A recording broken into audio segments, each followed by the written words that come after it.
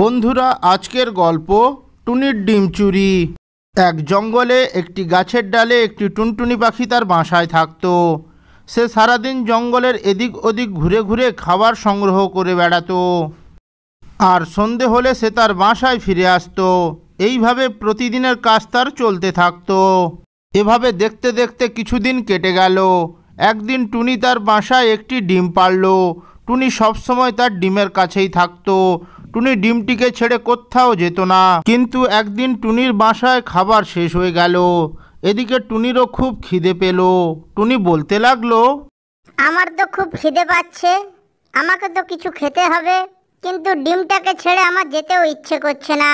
এখন কি করা যায়? এ কথা বলার পর টুনি কিছুটা সময় ভাবতে লাগলো ও তারপর সে বলতে লাগলো, কত সুন্দর ডিম হয়েছে আমার। এই ডিমটা থেকে যখন ছানাটা বাইরে বের হবে, সেও দেখতে খুব সুন্দর হবে। তুমি এখানে থাকো, আমি খাবার সংগ্রহ করে আবার বাসায় ফিরে আসবো। এই বলে সে জঙ্গলের দিকে উড়ে গেল কিছু খাবার সংগ্রহের জন্য। আর এদিকে একটি দুষ্টু শেয়ালের নজর পড়ল টুনির বাসার উপর। ও সে বলতে লাগলো, এটা দেখে তো মনে হচ্ছে একটা টুনটুনির বাসা। ওর বাসায় নিশ্চয়ই ওর ছানা থাকতে পারে। এদিকে আমার খিদেও পেয়েছে, যাই তাড়াতাড়ি ওর বাসায় গিয়ে দেখি।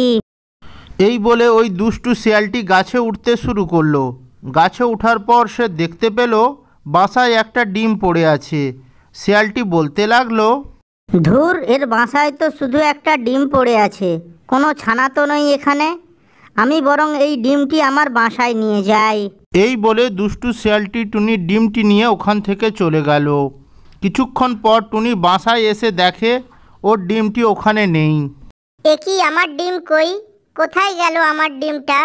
কে আমার ডিম চুরি করে নিয়ে গেল? এরপর টুনি ওর বাসায় বসে কাঁদতে লাগলো। ও বলতে লাগলো, না, এভাবে বসে বসে কাঁদলে হবে না। কেউ যদি আমার ডিমটা খেয়ে ফেলতো, তাহলে ডিমের খোসাটা এখানেই থাকতো, কিন্তু ডিমের খোসাটা এখানে নেই। তার মানে কেউ আমার ডিমটা চুরি করে নিয়ে গেছে।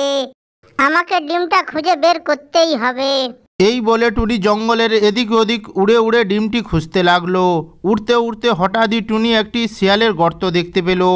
টুনি একটি গাছের উপর বসে পড়ল। ও বলতে লাগলো, আমি খাবার খেতে যাওয়ার সময় শিয়ালটিকে রাস্তায় দেখেছিলাম। এ নিশ্চয়ই আমার ডিমটা চুরি করে নিয়েছে। আমার ডিমটা এর গর্তে থাকতে পারে।